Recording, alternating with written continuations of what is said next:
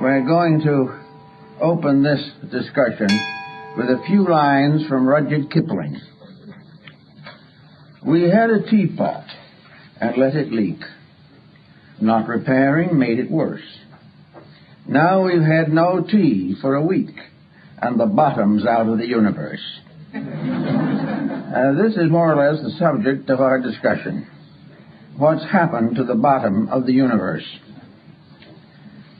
Always down through history, minorities have ruled. And today, probably 10% of mankind, maybe less, is administering the other 90%, very seldom having any direct contact with the needs and problems of that vast majority. Therefore, at this time, it is about the proper moment to remind everyone that the greatest of all the world's potential resources is the human being himself. We are the one important factor in the survival of our way of life. We are also, to a large degree, important for the survival of anything else on the earth, and perhaps for the earth itself. And yet this tremendous common sense majority has little or nothing to say about the courses and procedures of our civilization. We are completely controlled by a small group of professionals. Now, these professionals are not necessarily evil. They are not necessarily foolish, but they are not in direct contact with the world they serve. They have gradually isolated themselves in ivory towers of intellectual superiority and gaze down rather benignly, if at all, upon the world which they are supposed to regulate. They are simply incapable of the job. In the last 50 years, we've had the greatest advancements in science and education the world has ever known, and we're in the worst condition it has ever been in.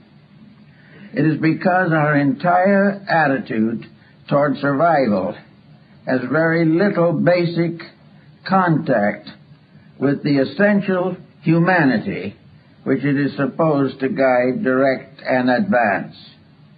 There is a new humanism that is coming up, which it seems to me is well worth consideration, and that is the dignity, right, power, and authority of the folk.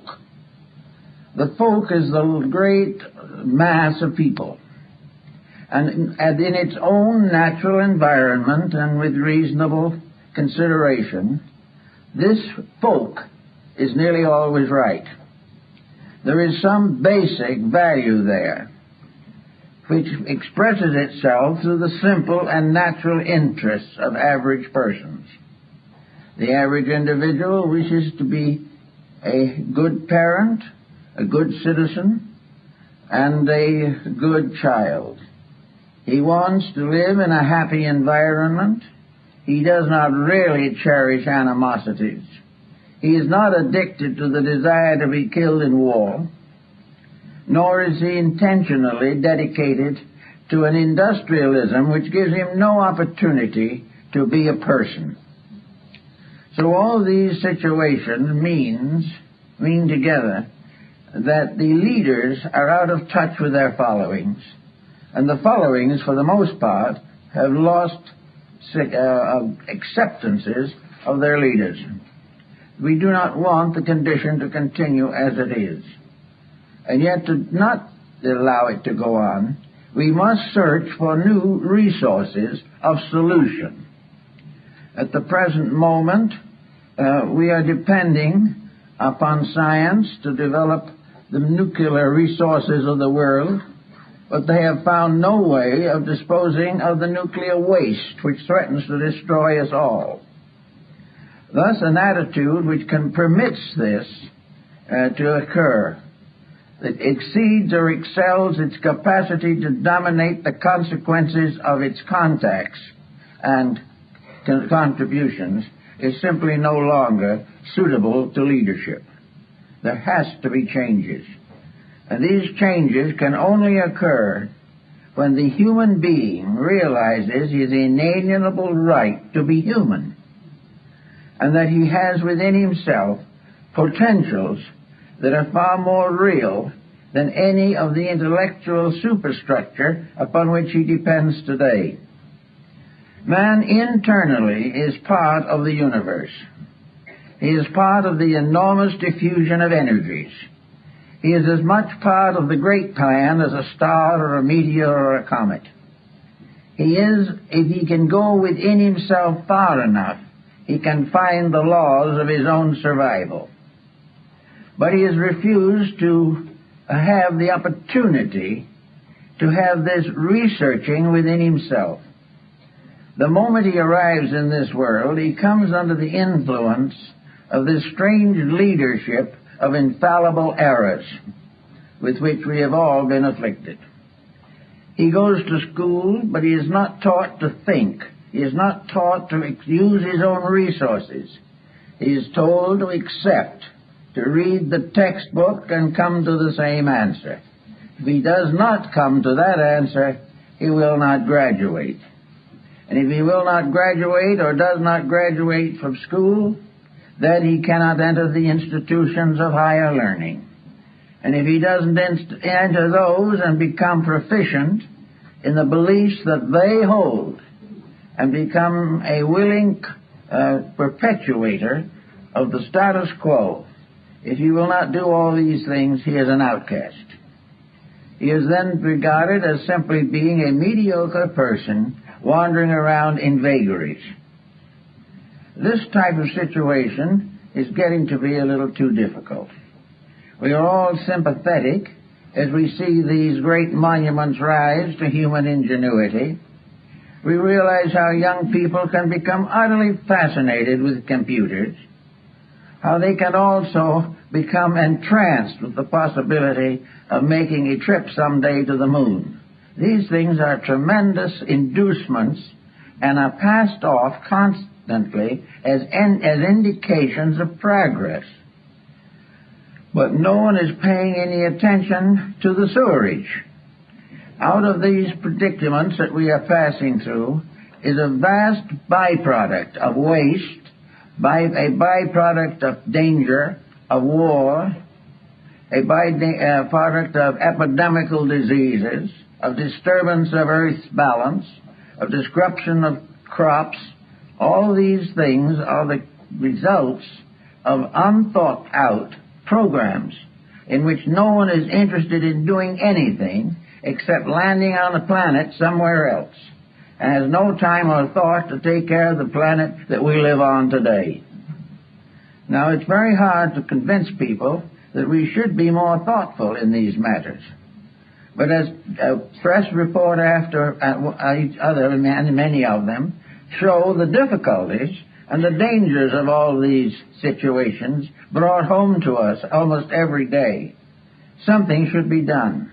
But the great remote body of the approved professionals does not pay any attention to these rumors at all. They arise from the unenlightened, whereas those of special privileges and special educational dedications go right on adding to the mess. So out of it, I think we have to find out where we stand in relation to ourselves. We have been given a terrible inferiority complex. The average individual bows hopelessly and helplessly before the wisdom of the elect. He is afraid to express himself because he will open his environment to ridicule. He is not sure of himself because he has been talked down from the time he was old enough to read and write. He is therefore in a confused state and has forgotten that of all the devices that man has developed, he will never develop one as important as that which was bestowed upon him by nature himself. This is the burden that we have to study more and more carefully these days. If we are looking for solutions to problems, There is no use looking where problems are being made and never solved. If we want to find out how to survive, we must gradually discover what is threatening our survival and do what we can to correct it. Somewhere within the individual, if he digs deeply into himself, there is a mysterious faculty that perhaps we can call common sense. It is in likelihood the basic qualities of mind.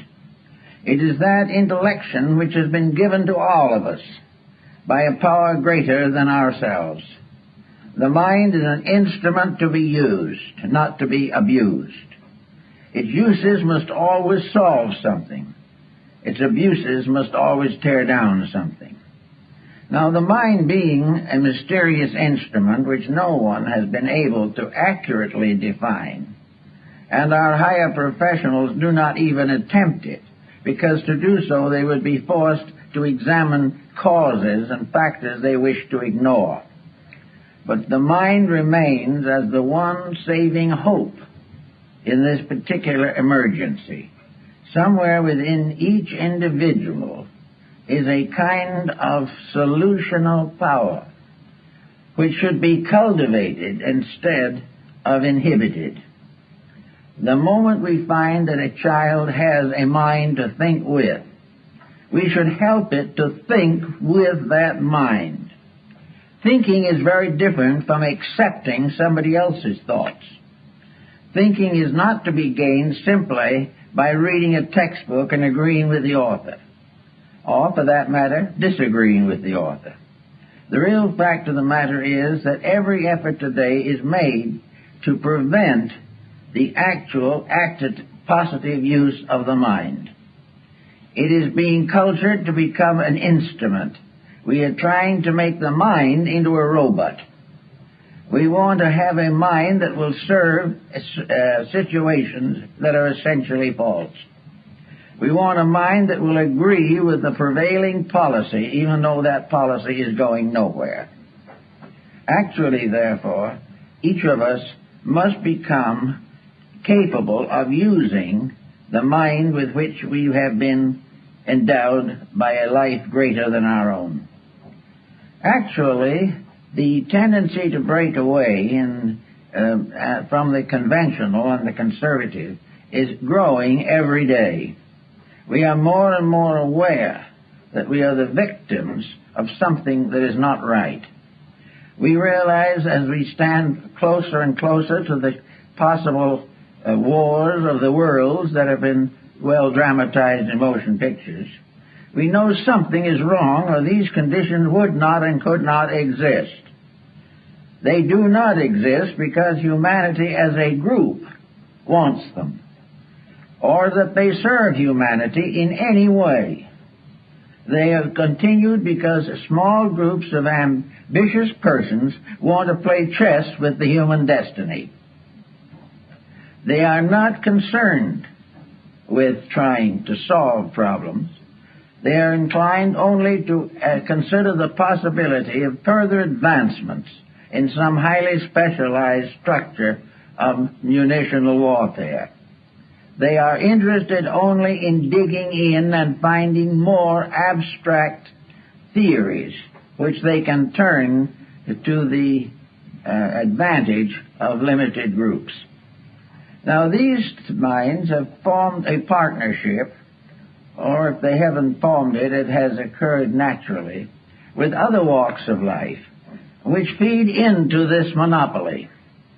These other walks of life, for example, one of them is the psychosis of wealth. They have tried to make every human being subservient to a colossal ignorance simply by offering a reward.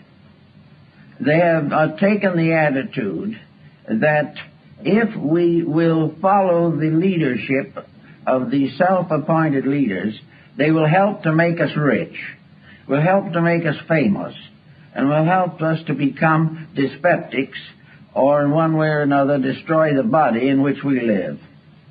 Actually, we are told that if we think for ourselves, we will be poor. If we think as we are told to think by the elect, we may retire as vice presidents of some monopoly and have a grandfather's clock presented to us in recognition of 45 years of faithful service. My uncle got one of those clocks. But these years of faithful service, what did it do to him? It destroyed in him the entire structure of individual creativeness. He did what he was told. He went to office every day. He followed the rules exactly. He had a fair living and was able to support his family. And he passed out of this life at the end of 83 years without actually having thought anything through for himself. He had no idea of the kind of world he lived in, and for him, pleasure and success was to be able to take a ride in a sailboat. Now, this is what has been gradually happening. The sailboat has now become a yacht, a land yacht, and living has now gone into the multiple figures so that the elite can hardly get by on $1 million a year. But with all this money, what is being solved? Nothing. The individual in his wealth goes down to sickness and death, and the more money he has, the more extravagant his death will be. So we are in a bind. And those who are supposed to get us out of the bind are getting us further into it. So the problem arises that more and more there are rebellions, revolts, revolutions, in which individuals are tired of the way we are mistreated by those who are pretending to be our superiors. We are not referring now to political superiors. We are not referring to those who become dictators or to those ragged and rugged generals who lead bandits through the hinterland.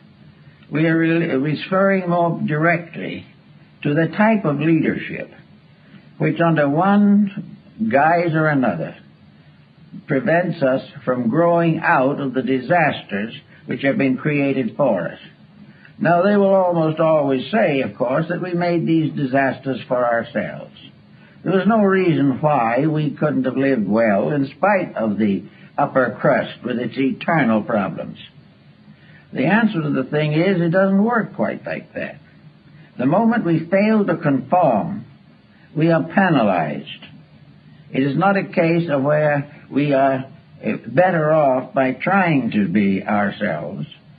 We are told, and it is proven to us, that if we break the pattern, if we do not follow the mistakes of the ages, we will be in tragic conditions now, and there will be no remedy. In other words, if we want to go out and beg for world peace, this is a kind of treason for which we will be penalized not only by the leaders, but by those whom they have indoctrinated right down to members of our own families. The whole situation is out of hand. But inside of us there is still this humanity. There is a power inside of the person which is the only possible solution to the problem. Each child coming into the world should regard it as an inalienable right that he has the privilege and the right and the inalienable need to become a person, to think, to use the faculties that he has gained fresh in other previous embodiments. Certainly he comes into the world capable of a contribution. But in order to make that contribution, he must now go through an elaborate process of having his individuality killed and being forced to recognize that individuality is dangerous to all of the material advantages which he hopes to gain from life.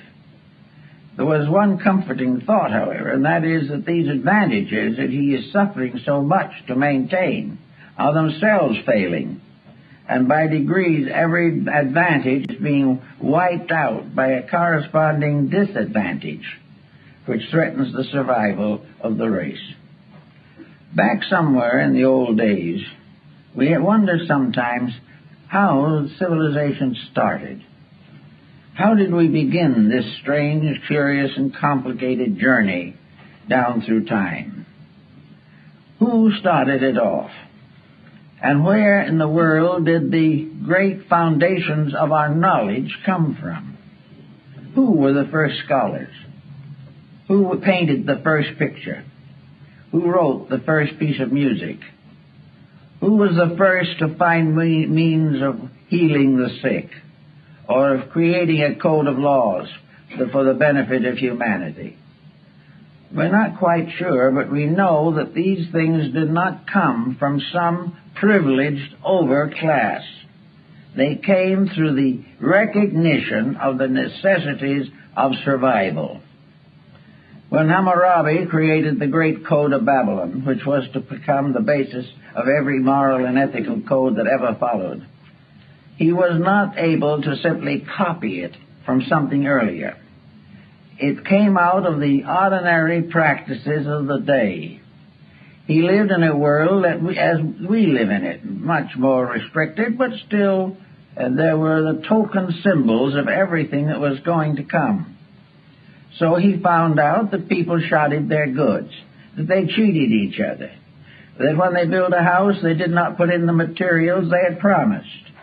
And when they said they would do something, they did not keep their word. When no one was looking, they stole something. When someone else was not looking, somebody stole the man's wife. All the way along, there were injustices. So to meet the injustice, Hammurabi created a code of ethics. He said very simply, if you stole, you have to put it back and be punished. If the house doesn't stand up, the man who built it will be penalized, and if he does not make a good correction, we'll toss him in prison. Little by little, these common errors were smoked out, not because some one individual was greatly concerned in solving the problems, but because most people couldn't live with the problems until something was done about them.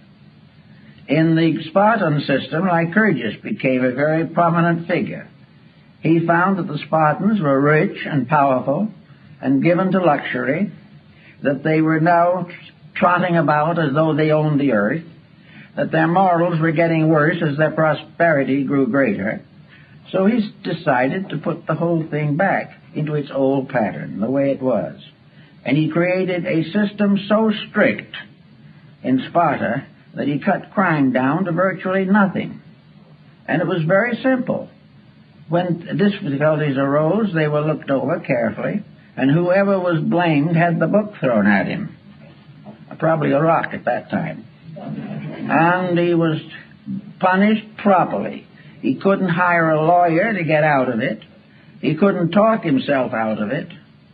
He had to face the consequence of his own actions. And also, Lycurgus made self-discipline and the curtailment of luxuries the basis of national strength. Now, we don't particularly want to follow his example, but it doesn't seem that luxury today is improving as much. In fact, we are now suffering from all the ailments that Lycurgus decided he was going to cure. And for 500 years he did cure them. And after he was gone, the process was continued, and for a long time Sparta was more or less a well-disciplined, orderly, low-crime country. But of course, that was long ago. We are supposed to forget these things and not to realize how our forebears solved problems. The great intellectuals tell us, oh, don't worry about the past. We've outgrown all those homely laws. They'll look to the future. And now people are beginning to look toward the future. They don't like what they see because the future doesn't look very attractive.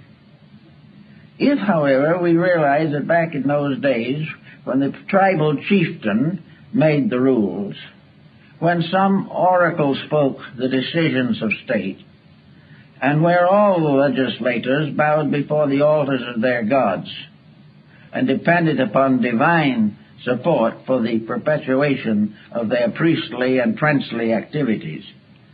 Things were quite a bit different. They were never perfect, but there were things that were happening all the way along that could have helped. In the midst of all of this, we also had the Mosaic Code. Now, Moses was not a graduate with a Phi Beta Kappa key. Moses was a wandering shepherd. Jesus never went to the university, but his rules, laws, and principles were greater, more noble, and more enduring than all of the accumulated intellectualism of the last 2,000 years. And out of it all has come a tremendous moral influence on mankind. Between Moses and Jesus, the foundations of the morality of the West were established. Both of these were simple persons, comparatively unknown in their own time, not leaders of any particular branch, but persons who had discovered the power of the individual to be right, and what that power could do in the long run of human destiny. So we have these codes, but as they interfere with our present programs of progress, we have a tendency to deny them. It is easy for the intellectual to refer to the mythologies of religion. It is very possible for the physicist to assume that the idea of God is an escape mechanism of the unintelligent.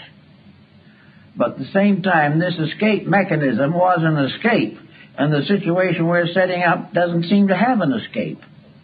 We do not find the answers. We do not find something better to take the place of that which has been gradually run down by sophistry.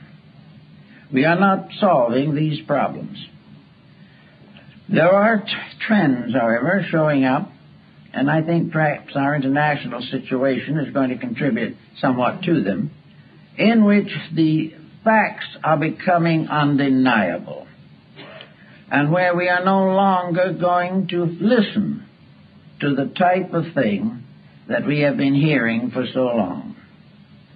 We are not going to allow education to simply prepare us to be animated robots, that we are not going to fall into the old patterns and stay there forever. Even 50 years ago, we had mental freedoms that we do not have today, and our debts were much lower than they are now. The efforts to pass on a sophisticated theory of life has dismally failed. It was discovered, and this fact was clearly proven in the recent effort of the People's Republic of China to make the great leap into futurity. They made the leap and fell flat on their faces. It was a complete, dismal failure. They had decided to cut off forever all relations to the past. They were not going to listen to the sages of old anymore. They were going to become completely emancipated. They were going to live only for the future, under the dictate of a small group of politicians. The thing was so tragic that it will probably never be repeated again, because no one will have the nerve to go through it. And so, in the end of the great leap into future, Confucius returned and became one of the most powerful forces in the development of modern Chinese communist policy.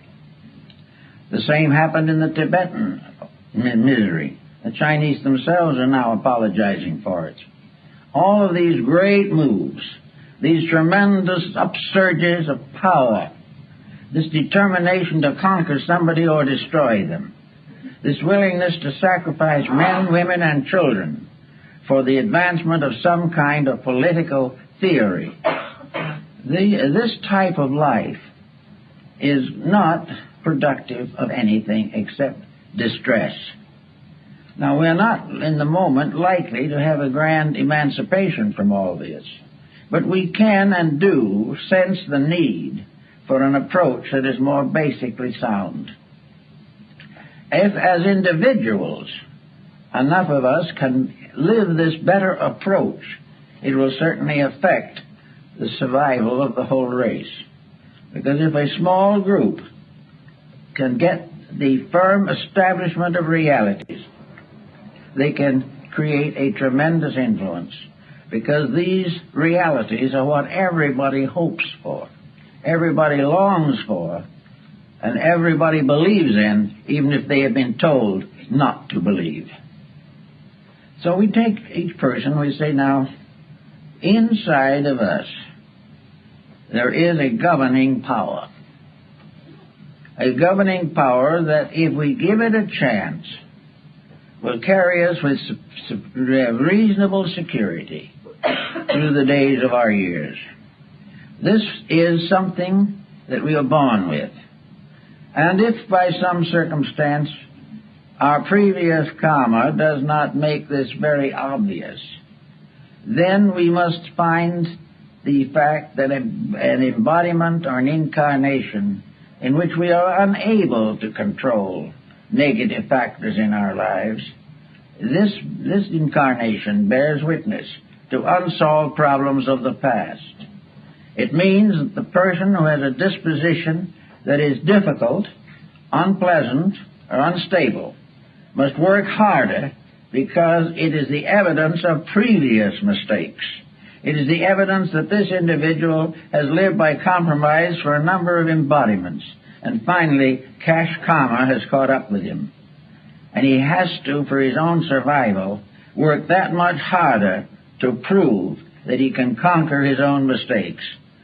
He did not conquer them in the past, so they now appear sometimes as though unreasonable and unjust. But he must face them. Normally speaking, however, wherever a person is faced with a problem, a natural problem, he is also inwardly aware of the natural solution. He may not want that solution. He probably doesn't, but it's there. If this person is properly trained in childhood, then we may hope for better things. But the new generation, if it is not to be created into a team of robots, will have to start early to become aware of its own self-individuation. So in childhood, in early childhood, the child must receive the inspiration of constructive thought. We must all learn, whether we want to or not, that the little despotisms on this planet have no permanent significance. The mistakes that we are making are just evidences of failure, and they will never win, and the wrong views will never succeed. That the actual problem will always be the same. Truth must survive and must finally conquer all forms of untruth, must ultimately become the basis of an enduring way of life. Nearly all nations were created by an effort to escape from the tyranny of some preceding power.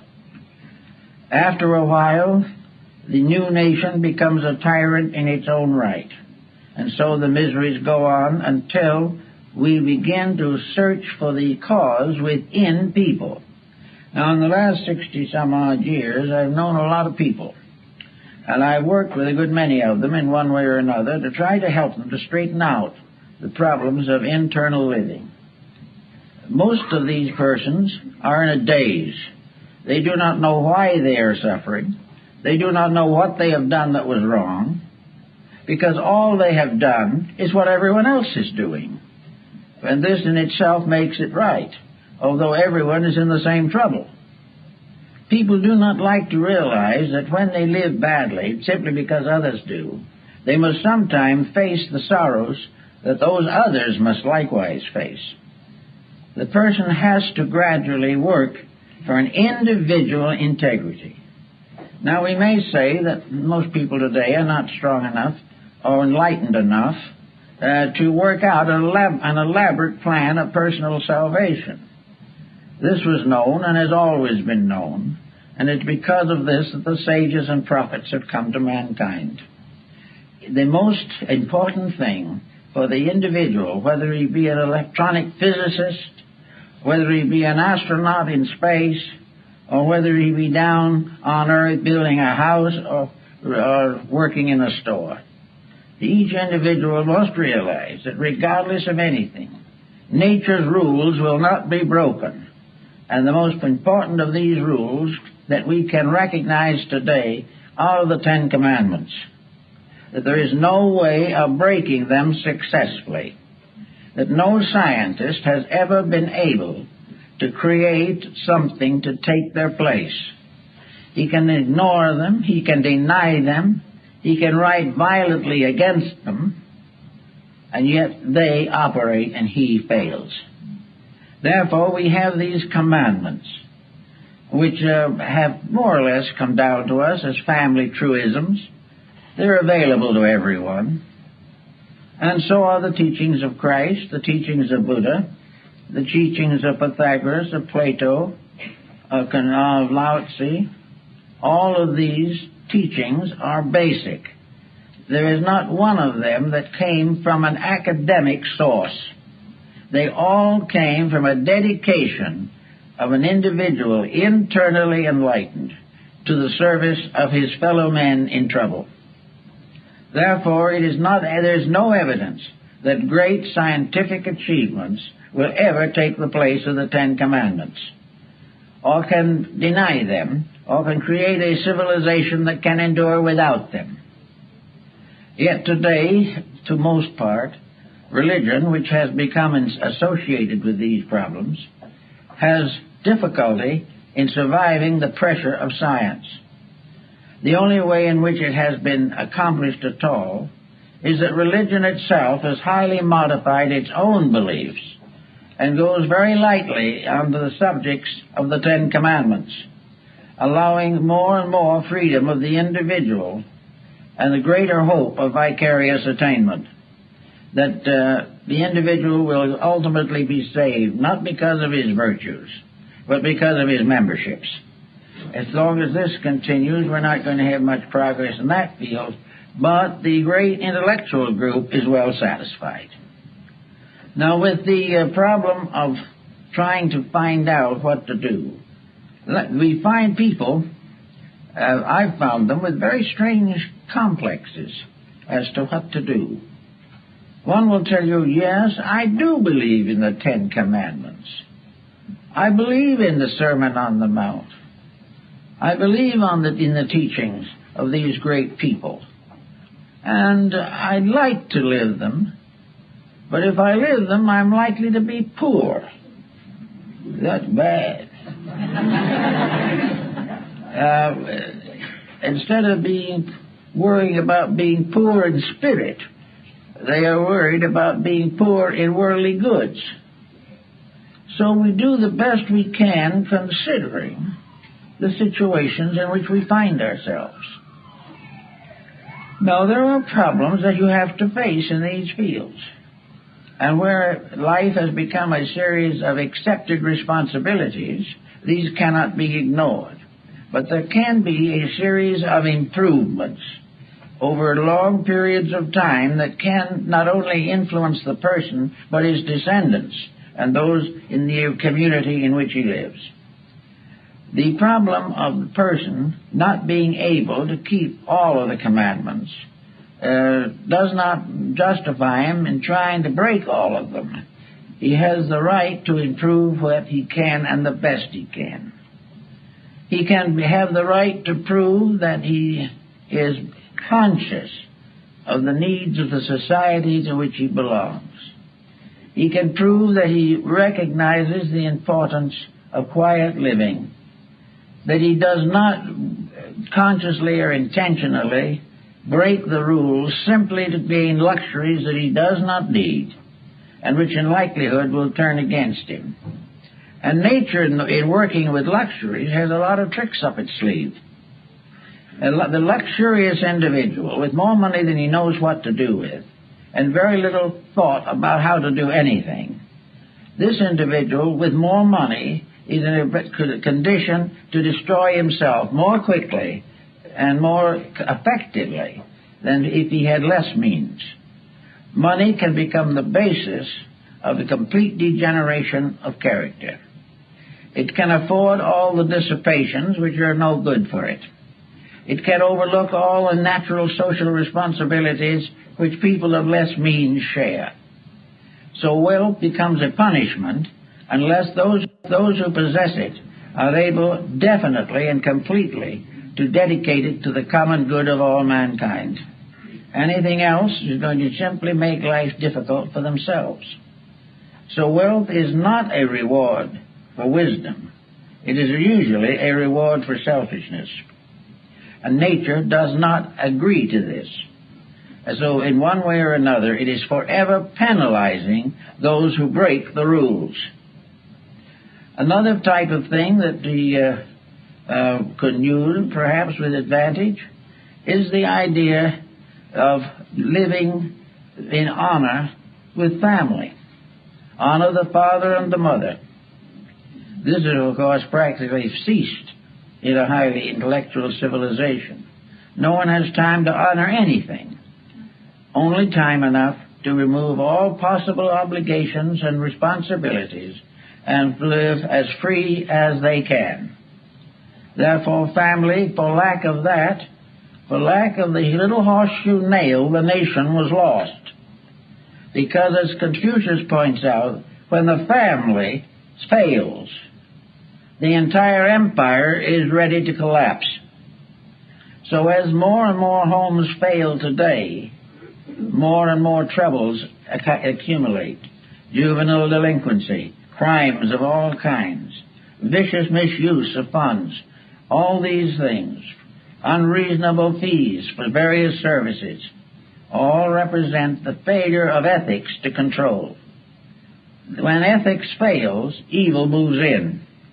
And everything that is corrupted ethically will ultimately corrupt the society to which it belongs and fall in dismal failure amidst its own corruptions. So, the old rules were tested by the trial of ages. They were not brought down by some small group of superior persons. They were part of the human experience. Now, we have built ourselves now one of the most intimate human experience situations that it is possible to imagine. It is becoming obvious that human experience is telling us that we're in serious difficulties. Now, this does not mean that every individual is going to be destroyed by the common troubles of his day. The scripture also tells us that no thousands can fall on the right hand and thousands on the left hand. The just man shall not be moved. If we are right, we are protected by the one armament that will hold, rightness. If we are right, we will achieve what is necessary, and we will arrange or set the foundation upon which our future embodiments will function.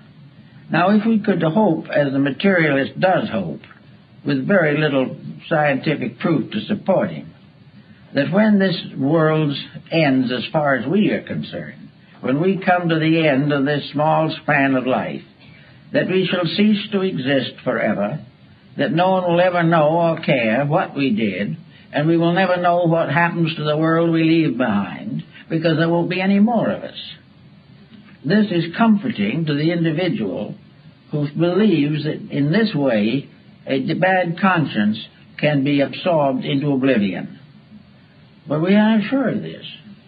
In fact, it is becoming more and more reasonable to assume that the human being is a reincarnating creature, that he has lived before, and in living before made some progress and some mistakes, and he will live again to make some more progress and correct a few mistakes. The whole situation, therefore, rests upon a different foundation. The individual is never going to escape the weaknesses of his own nature except by correcting them. Now, the philosophical insights do not warn the person that a terrible perdition awaits him. He is not going down to some horrible inferno to be tortured to death forever, while glorious Christians on a bridge of love wish him luck. The situation is not this at all. The individual will have to face the consequences of what he's doing now. And death is not going to end any part of his inner life. His inner life is a stream flowing from embodiment to embodiment. and to the degree he unfolds and strengthens it now, he will have a better time. And the improvement will begin now, but will not end now. And the achievements that we make in the terms of dedication and integrity will be with us forever, because we have lived better. And because we have lived better, and because we are better people, a better world will slowly emerge from this confusion. A world which depends for its survival not upon scientific juggling of natural laws, but upon the integrities of people coming into birth with a firm resolution to get along with each other.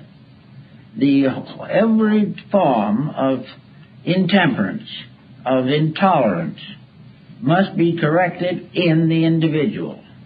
Now, if we suppose that we have some terrible catastrophe, a large part of humanity should be wiped out. Well, the real answer to that is that nothing is wiped out. That the individuals who apparently leave here will be somewhere and will be back in due time. And they will live then according to what they did to cause the trouble or what they sacrificed in the hope of curing the trouble. The individual's integrity is his only security. It is the only thing that can surpass in strength and significance the small laws of security which we have in this world. So I like to think that in the new idea of humanism that we will have one humanity functioning forever, or at least for all available reportable time. Nothing is forever except foreverness itself. But for ages to come, humanity can be a great unfolding motion through space, in which a divine creation, gradually becoming inwardly enlightened, can build for itself a future in harmony with the will of God. These things can happen, but we have to use whatever means we have to make them happen. We know, for instance, that most people have a tendency to be good-natured, and that the majority of them assassinate this tendency every day. They do something that is not pleasant, not kindly, not charitable. In this quiet charity of ours, jealousy pops up, and we're sorry afterwards, but we said a lot of mean things, and as one told me, I'm sorry I said them, but I'm glad the other person heard them.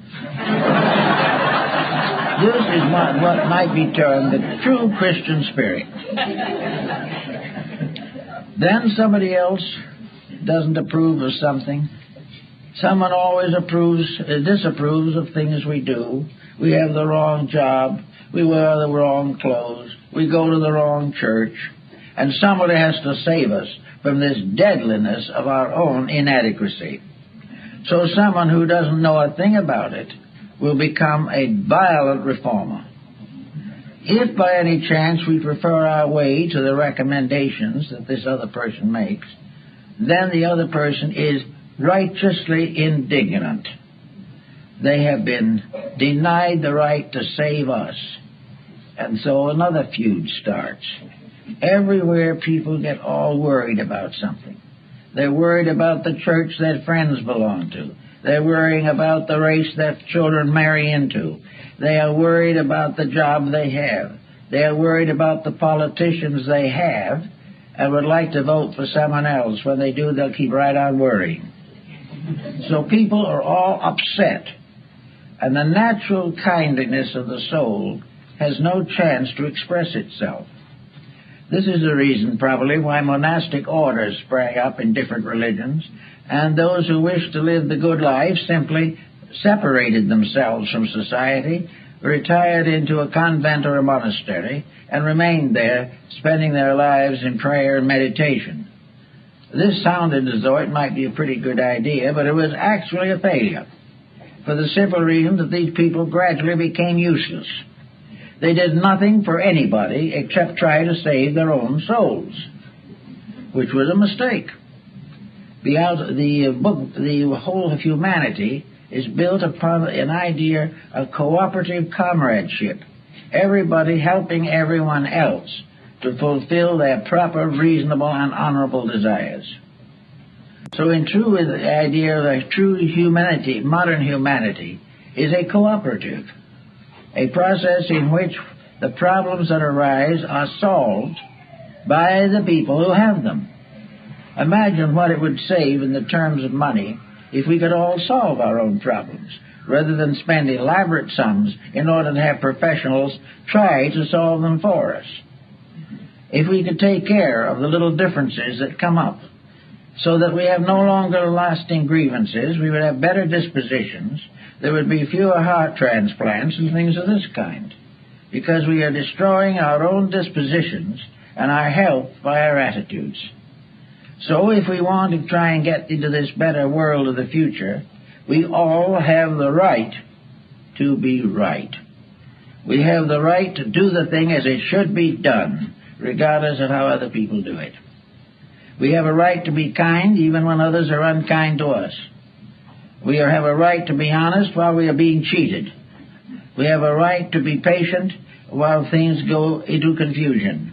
We have a right to become bigger than circumstances.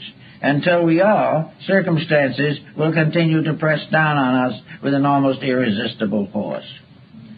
So we have the right at all times to a strength beyond anything that the world can confer.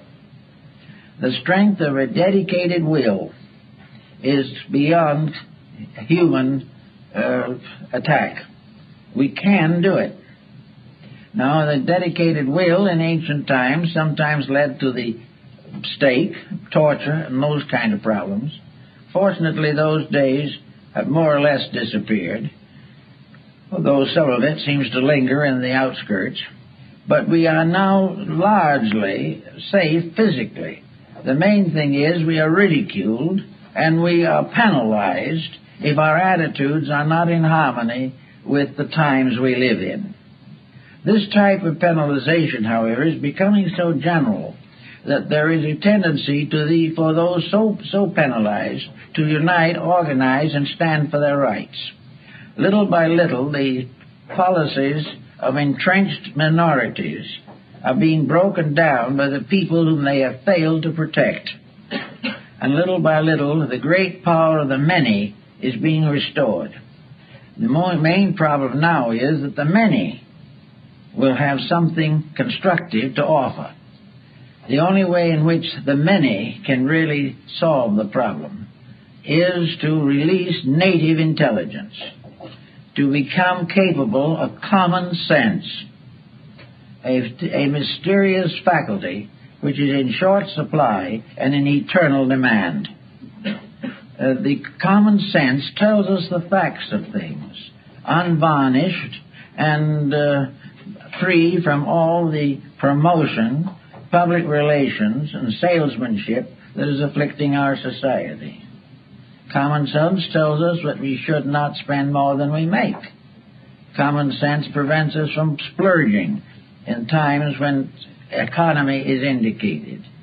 Common sense tells us that if we live poorly, as Ben Franklin pointed out, we will not have the penalties that we will suffer if we live richly and lose everything we have.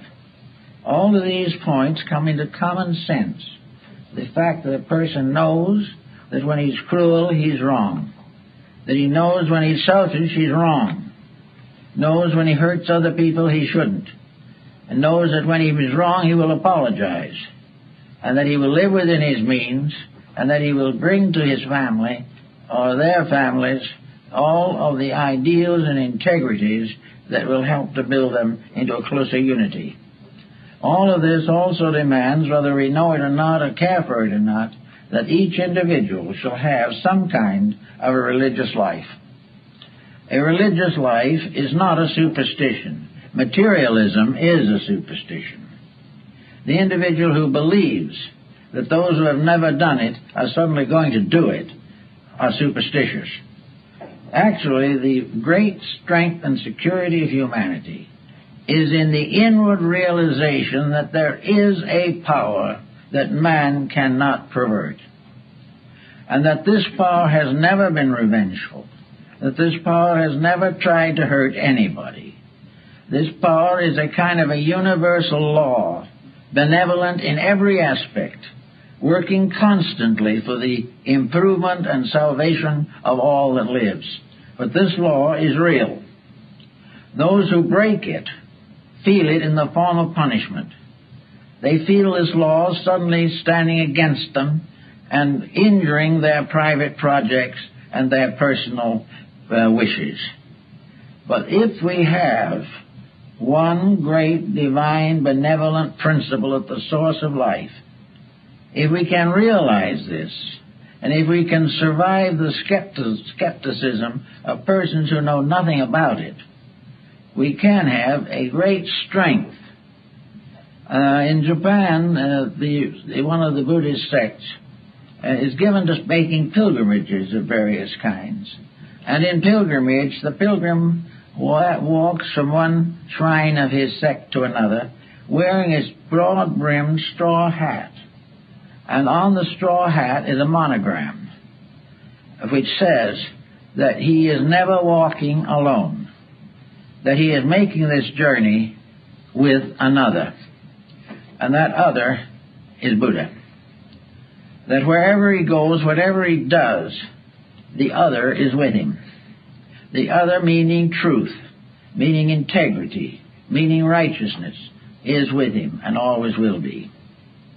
This lack of isolation seems to be very important in some religions and in many Christian sects. The idea that truth is not distant, that the love of God is not something saved there far off in space for the members of one denomination, but that always in everything we do, deity is present because it is the root of ourselves. No one can be alive without deity being there. And when life here ceases, deity goes on with the deceased into another dimension of life. So always having with us the power of infinite good and the power of infinite love, we should be able to do a little better in meeting the daily problems which may cause irritation or dissension. All we have to do is keep the rules. We have to keep the ethics, keep the integrities. We have to be kind. We have to represent our understanding of compassion. We have to be slow to criticize the acts of others because of the mysterious limitations within ourselves. But little by little we can gradually get to a point where some of the common mistakes that are not only making us trouble, but through us the whole world, we can escape from this net of our own compromises, that we do not have to compromise. We can do it right in the first place if we really want to. Now, people who do not understand these things do not really want to change. I know people whose great joy in life is nagging someone. Nothing else seems to really supply them. But if you took those persons and analyzed them, you would find there's something wrong inside. And here psychology comes into the situation, but mostly in a half-baked manner. The individual who doesn't like anyone goes to an analyst to find out why, and he gets a definition which is probably essentially true. That he is that way because of incidents in his own previous life, which he have been submerged, and which are now fighting their way to the surface at the expense of his present disposition. This is probably reasonably true, but what do we get as a real solution for this? How is this individual suddenly not going to do it? The idea is that if he finds out the cause, he will correct it himself. This is optimism. He generally doesn't do anything of the kind. He finally has an excuse for his present condition, and he works it for all it's worth. This I've seen happen many, many times. But theoretically, a person with problems has to face problems. Sometimes he discovers his memory is a very useful thing. One of the things we are warned about by materialists is that we shouldn't trust memory unless it has been schooled at Harvard. But at the same time, If we don't trust memory, we're going to miss a number of things. We can remember back to the situations of early life that could very well have caused the difficulties that we have. And these difficulties will keep right on bothering us. And we will say, it's not my fault at all. It was my uncle who was to blame. He's the one who caused it all. Or it was my family breakup that set me onto the wrong path. But realizing this, the individual can stop and begin to use an alchemistical transmutation of his own remembrances. And if he can clean the mysterious stables of his own memories, he can do a great deal to improve his present disposition. No matter what happened to him anywhere along the line, he can get over it if he really wants to. So he can say to himself, yes, this was my cause of trouble.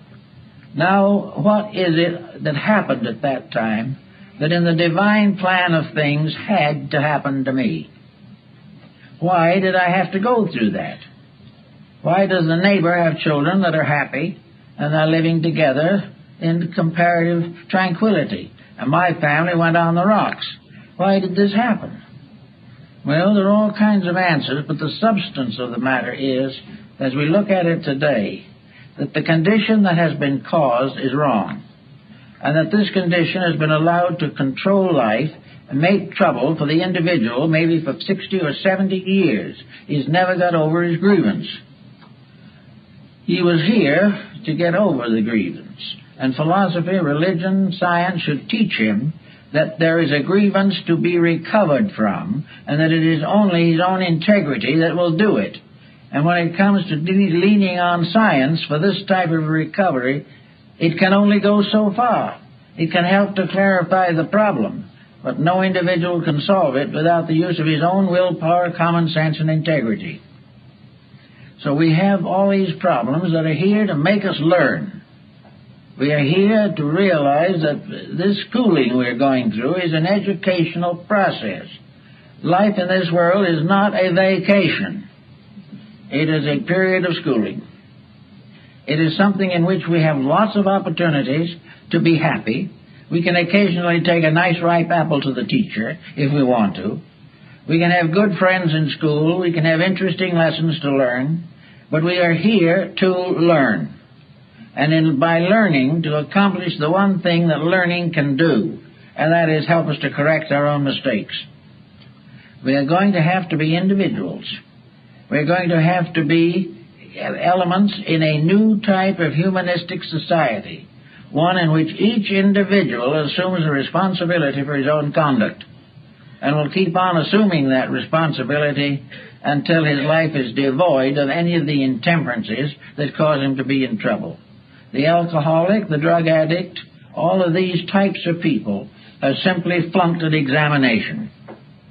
They have had an opportunity to do something with their life, and some disappointment, some disillusionment destroyed it. I know one case in which a family was ruined for an entire generation because one of their children didn't do what the parents wanted. Well, what the child wanted to do was not essentially wrong. He simply wished to have an opportunity to think for himself, and the family decided that if he did not think their way, he was a heretic. So they consequently took him, threw him out of the house, and that man did not see his parents for 30 years, simply because he did not want to think their way. And what he wanted to think was not in any way wrong.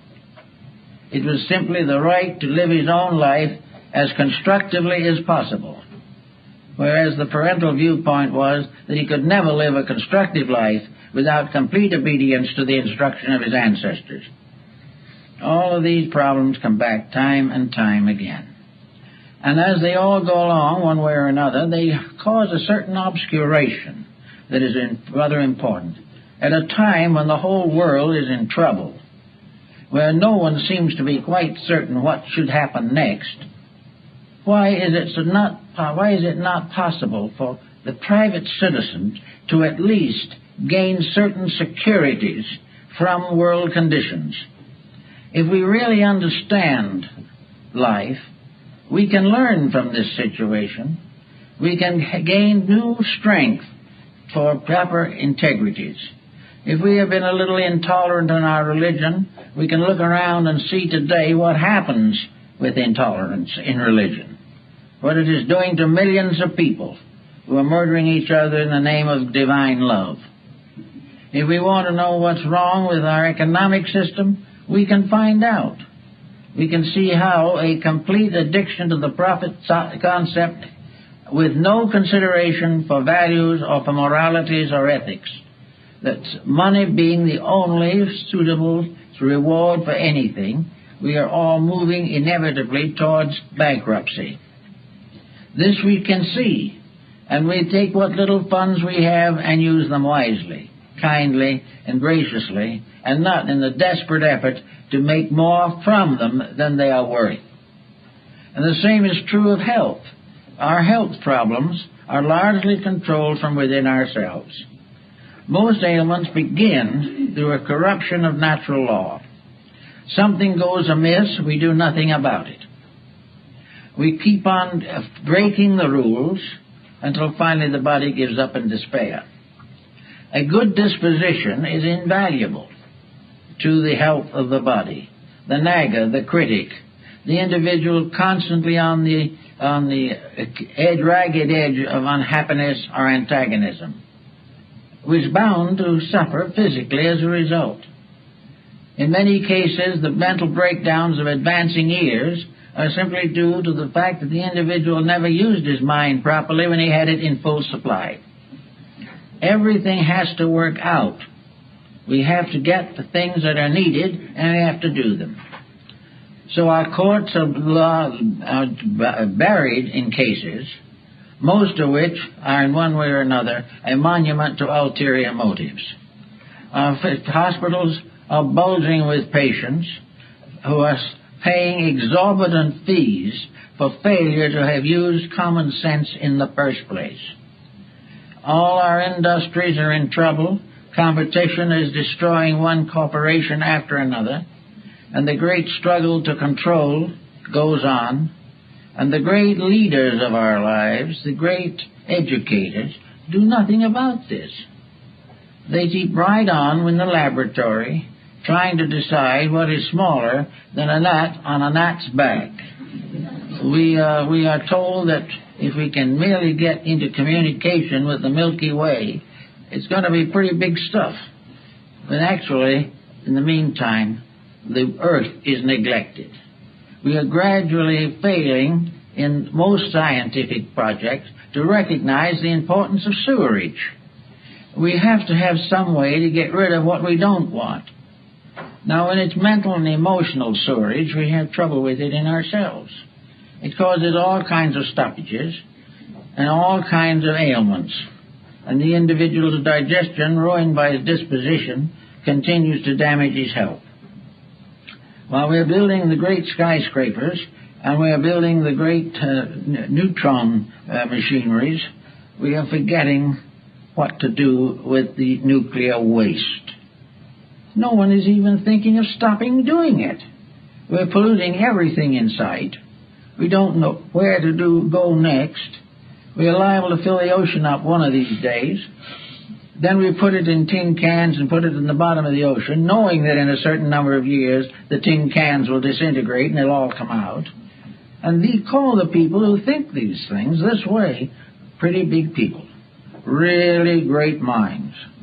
And we honor them and build statues for them on the campuses.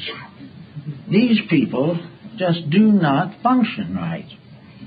And we've got to overcome this before we can really function correctly. Now, we're going to leave the world, not in the not too distant future, most of us, and it's not going to be all just up to us to live in the new world that's to come. We may come back to it. But the main problem is to try to make a reasonable improvement of ourselves, so that we will not waste the 80 years, or whatever it is, that have been allotted to us in this world. The only successful solution is that we will leave this world a little wiser and a little better than when we came in. If this achievement is not there, then the real purpose of embodiment has not been achieved. We've got to try constantly to leave this world better ourselves and leave behind us a better world than the one we came into.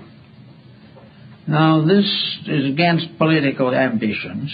It is against all this great power play that we are living with. And we look around us. How about the simple process of taking some of this vast amount of money that we are spending in all kinds of weird projects and seeing if we can't, instead of putting a man on Mars, make life safe for a man on Earth? Why can't we begin to use our research facilities to clean up our own dirt? Why should we spend all our time wandering about in space where we're having nothing but trouble here? This is something we all have to work on, but it calls for common sense. And it has always been the same. After a certain period of the misapplication of authority, the people rise to solve their own problem. And today there are more and more who are concerned with these problems and who are determined to do something about them. The whole purpose, apparently, of human existence is to make this world safe for humanity. The great science of humanism is the science of how it's done. How can we make sure that poverty, crime, unemployment, and corruption of basic elements and materials, the exploitations of natural resources, how can we be sure that these mistakes are corrected? What kind of a level of intelligence do we have to establish to make sure that life here is saved from the corruptions of selfishness, superstition, and fear? If we do not accomplish this, science has not done too much for us. But if science can now turn and devote itself to the explanation of the reason for humanity, the aims for which we were intended, the plan to which we belong, and will give us a working schedule of self-improvement and cooperation and integrity, and gradually weed out dishonesty, we will all have a much better chance to live. And this is the problem. There is a lot of potential genius in the human being. Most of this is now killed out. The individual is not permitted to become the great scholar, the great philosopher, or the really great scientist, as was the case in ancient times. He is not permitted to be a great artist. You can only think now of painting something that someone will buy. And because of the low level of the customers, his art is becoming more and more deteriorated, and so is his music. All of these things show the decline of values. And at the seat of it all is a great educational institution, with the primary purpose of which should be to perpetuate values, to make them real, to give the individual a trestle board of achievements and plans and programs and projects by means of which each individual in his own way will have the opportunity to live his life constructively and in conformity with natural law. Until these things are achieved, until this is accomplished, we're just going to have trouble. But this new system is arising. Everywhere on earth, people are becoming more and more conscious that the first problem that must be solved is humanity. And that when that is solved and we are all safe and sound, then we can speculate. But until that has been achieved, the attention being directed to other things almost exclusively is dangerous. We have to solve the human problem first. And the only way we can do it is to bring it into harmony with natural law. For nature knows how we should solve it and always has. When we departed from natural law, we got into trouble. When we can go back again and find out where the mistakes were and get the ship of state back on the proper course of life, we will find that things will work out reasonably well. Well, that's it.